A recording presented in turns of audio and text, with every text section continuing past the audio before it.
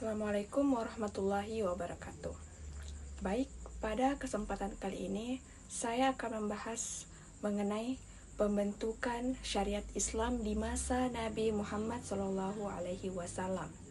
Pertama, pembentukan syariat dimulai sejak Nabi Muhammad diangkat menjadi rasul pada usia 40 tahun, yaitu saat turunnya wahyu pertama Al-Quran pada masa di Makkah.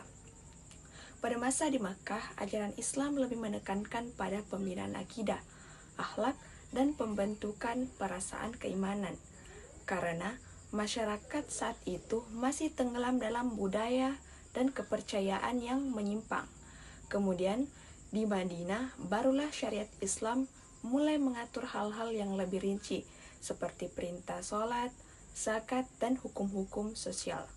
Dan yang kedua, ada beberapa prinsip dalam pembentukan syariat Islam, yaitu yang pertama, menghilangkan kesulitan. Contohnya, ketika seseorang sedang bepergian, ia diperbolehkan menjamak sholat. Dan yang kedua, mengurangi beban masyarakat, agar ajaran Islam bisa diterapkan dengan mudah oleh semua kalangan. Dan yang ketiga, berharap seperti dalam pelarangan khamar atau minuman keras.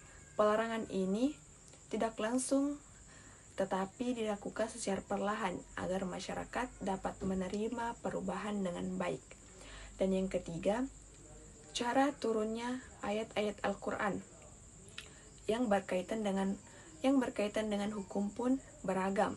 Ada yang turun sebagai jawaban atas peristiwa tertentu, ada juga yang turun sebagai jawaban atas pertanyaan dari kaum muslimin, dan ada pula yang turun langsung sebagai perintah dari Allah tanpa didahului pertanyaan apapun. Selanjutnya yaitu gaya bahasa Al-Quran dalam menyampaikan hukum juga beragam. Ada ayat yang bersifat tidak menuntut, artinya memberi pilihan kepada umat. Namun ada juga ayat yang bersifat menuntut, seperti menuntut kita untuk melakukan sesuatu.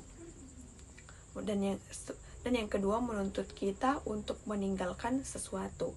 Dan ada juga yang mendorong kita untuk mengharapkan sesuatu dari Allah.